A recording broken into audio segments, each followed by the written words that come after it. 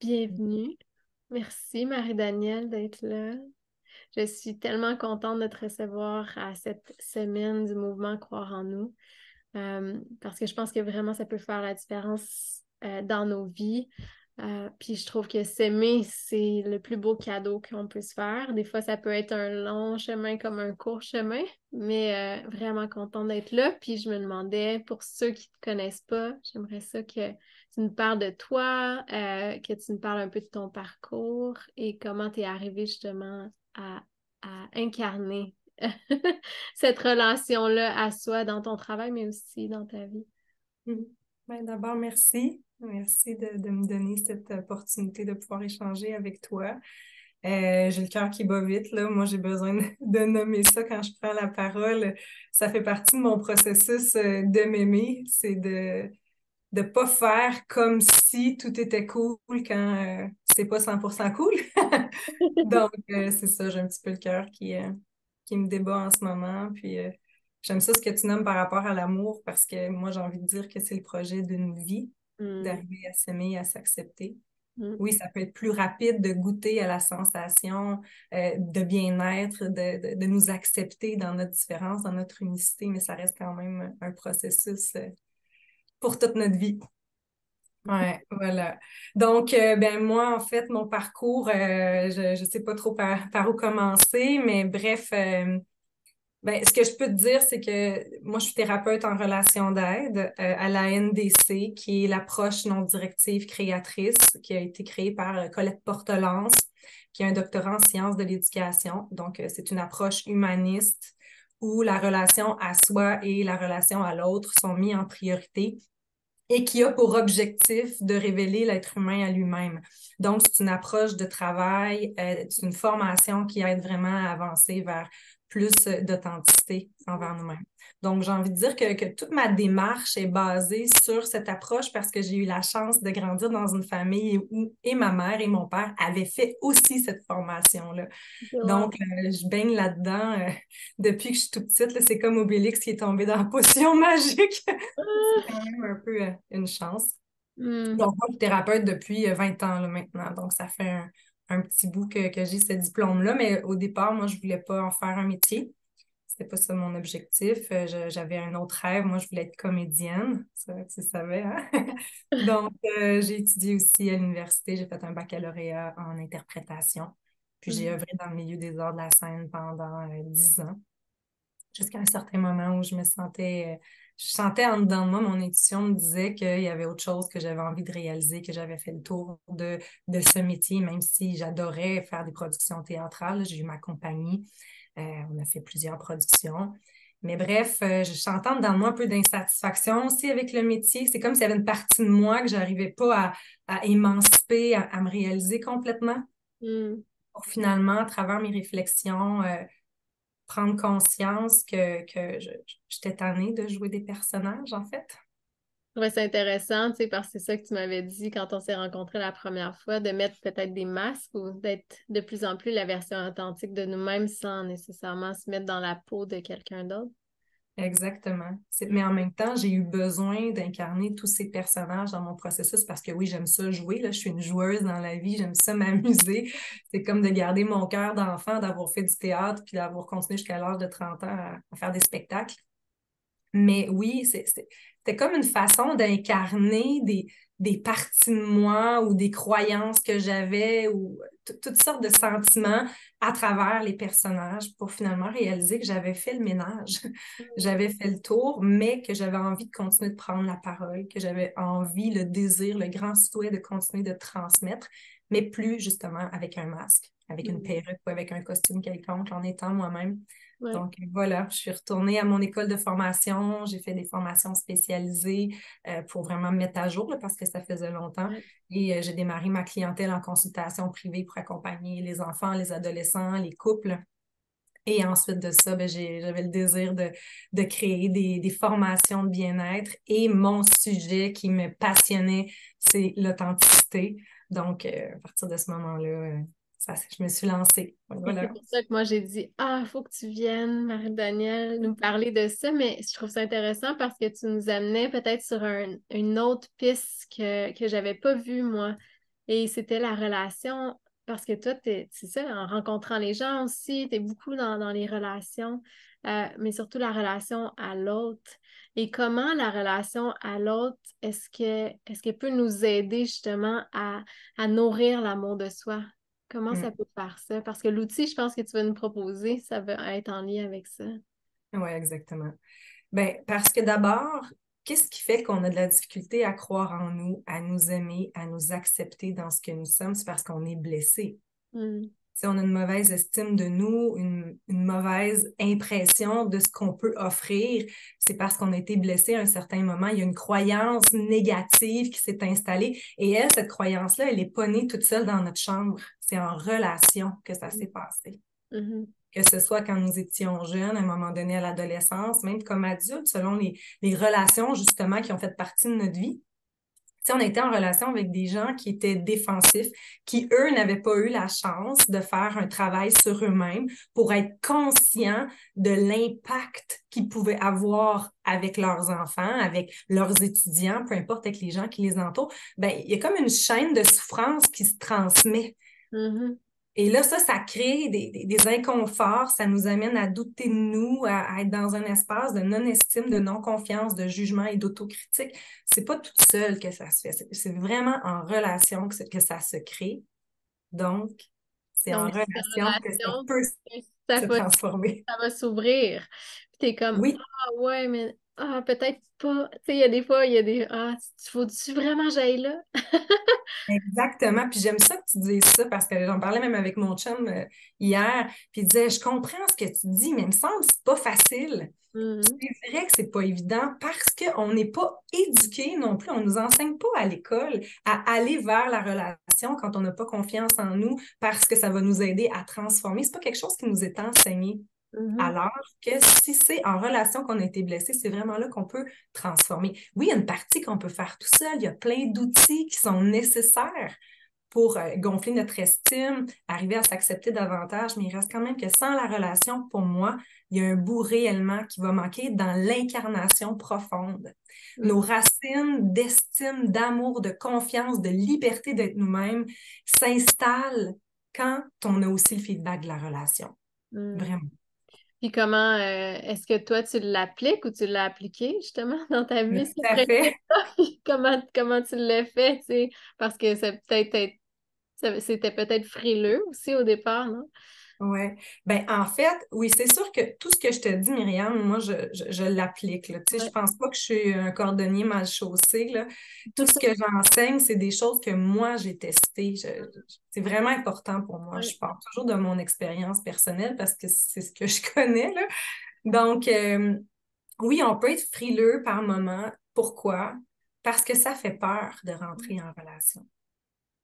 Puis Ça fait on dévoile notre vulnérabilité aussi en même temps beaucoup. exactement. Ouais. On se montre vulnérable et ça fait peur de se montrer vulnérable, peur de l'émotion. Dans les gens que j'accompagne en consultation, en thérapie, les gens ont tellement peur de, oui, mais d'un coup que j'arrive pas à contrôler mon émotion. Puis la réalité, c'est que je leur fais continuellement observer, oui, en ce moment, tu es en train de me parler, est-ce que tu as le sentiment que tu contrôles pas ton émotion et que ça déborde? Non. Mais voilà, tu es capable.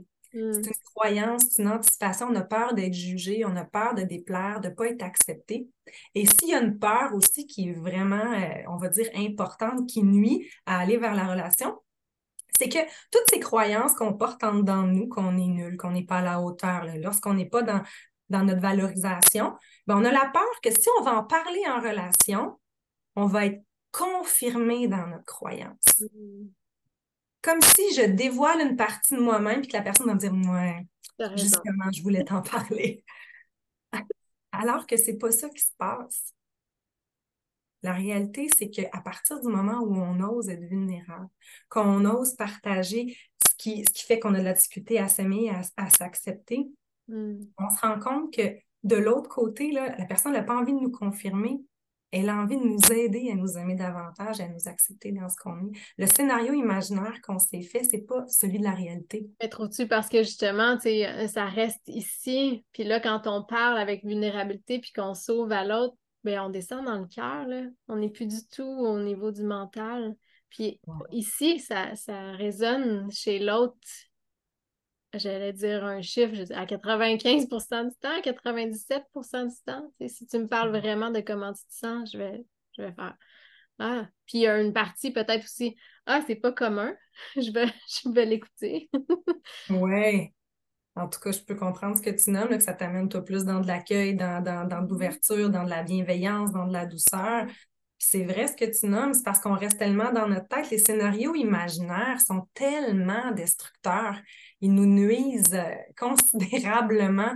Puis ça, c'est tout ce qu'on s'imagine, là. Les peurs se gonflent, le scénario devient de plus en plus gros pour finalement, quand je finis par descendre, puis que j'ose accueillir l'inconfort en relation, ça Mm. finit par s'atténuer.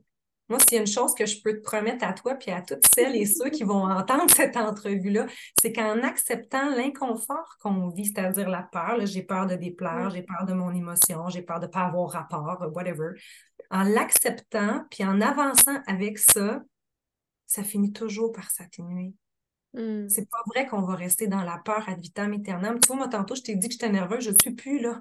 Mm. Le fait d'accueillir que me sens comme, ah, OK, je suis un peu, ça me sort de ma zone de confort, ou de le dire en mots, d'arriver avec les mots, d'oser se montrer vulnérable, de partager notre peur, de partager notre scénario. Là, je m'imagine que c'est ça que tu es en train de te dire, mais pas du tout, c'est pas ça que je me dis. Je me dis juste que je suis donc bien contente que tu me parles. Mm.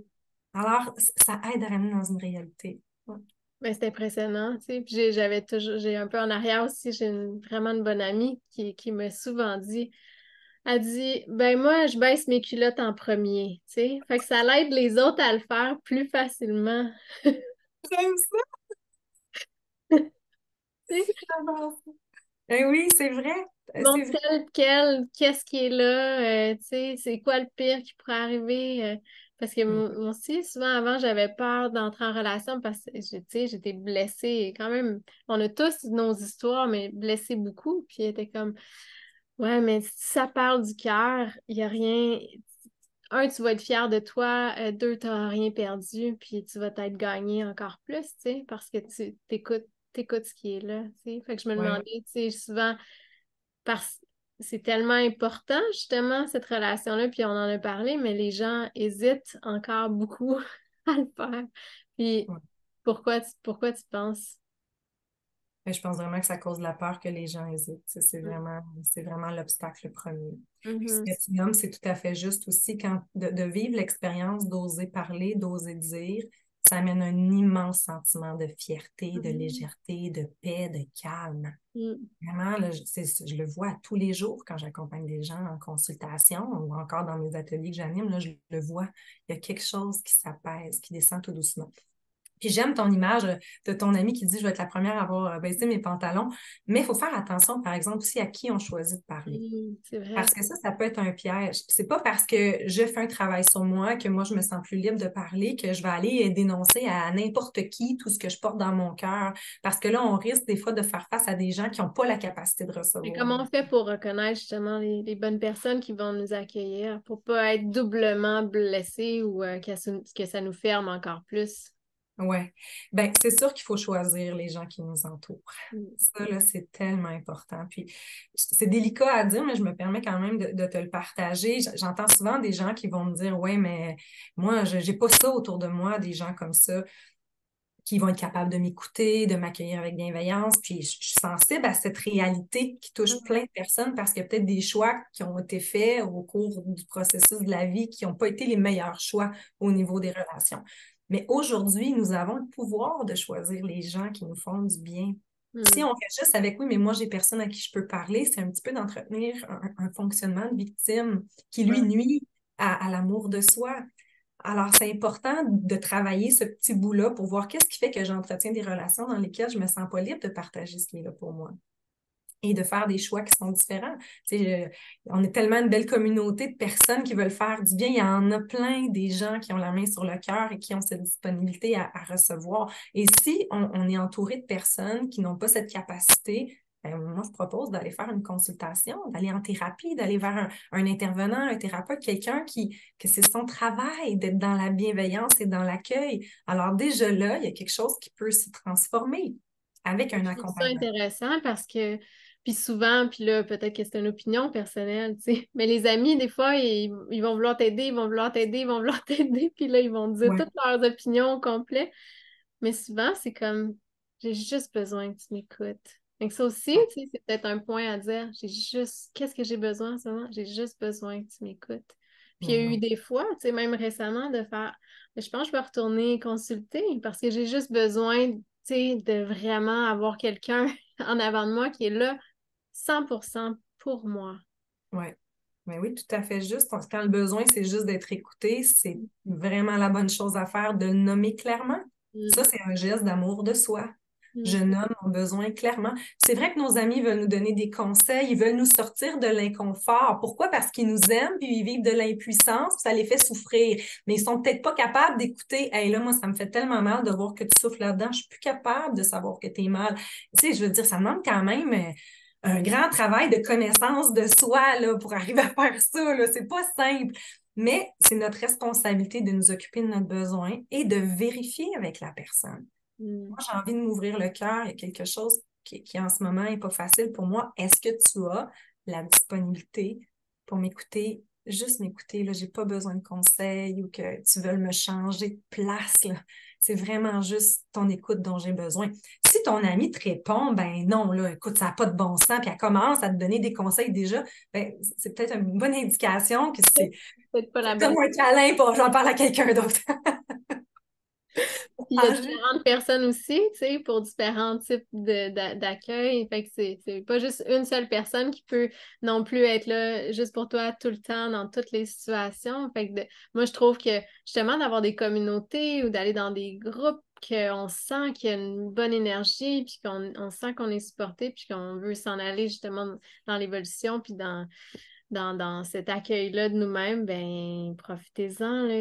Il y a des centres de yoga qui existent, il y a des communautés qui sont là. Fait que de rencontrer aussi des nouvelles personnes, c'est même si ça nous sort de notre zone de confort quand on sent que peut-être notre cercle à nous, j'ai pas peut-être pas encore trouvé comme la personne ou les Ben personnes qui oui, peuvent m'accueillir. c'est tellement juste, puis je le vois ça aussi dans les ateliers que j'anime, là, justement sur l'amour de soi, sur le rapport à être authentique. Les gens arrivent là seuls, il y en a qui arrivent des fois accompagnés, ils sont deux, ils viennent ensemble participer, mais les gens qui arrivent seuls, ça leur a demandé du courage d'oser sortir de leur zone de confort qui est plus tant confortable parce qu'ils cherchent de la nouveauté Mm, et de voir comment en si peu de temps, il y mm, a un lien. À toutes les fois, je suis estomaquée de ce constat de voir comment les gens s'unissent. Il y a un sentiment d'appartenance. Puis moi, c'est ce qui me fait tellement triper d'être celle qui va créer ces bulles-là, l'espace d'un instant, d'une soirée, d'une journée, d'une retraite. Puis, il y a une autre chose dont je voulais te parler parce que tu as dit qu'est-ce qui fait qu'on a de la difficulté aussi à s'occuper de notre besoin, c'est qu'il y a une croyance populaire qui dit que si je vais demander de l'aide ou que je vais en relation, c'est parce que je suis faible. mm, Comme si d'avoir besoin de l'autre, c'était négatif. mhm. Alors que pour moi, c'est une force. Au contraire. C'est une force. Mm. Un être humain tout seul, là, sur une île déserte, là, tu penses à Castaway, là. T'as-tu vu le film avec Tom Hanks? Tu survis pas longtemps, là. Non! Tu peux pas survivre longtemps tout seul. Mm, Alors, tendre la main, pour moi, c'est un geste de force. Puis, il y a une autre croyance populaire qui dit que d'avoir besoin de l'autre, c'est d'être dépendant. mm, Ça n'a rien à voir. mm. C'est pas de la dépendance. C'est un geste d'amour de soi. C'est un geste de force et de responsabilisation pour dire là, toute seule, j'y arrive plus. Ouais. J'ai besoin de quelqu'un pour m'aider à continuer à m'élever, à m'émanciper.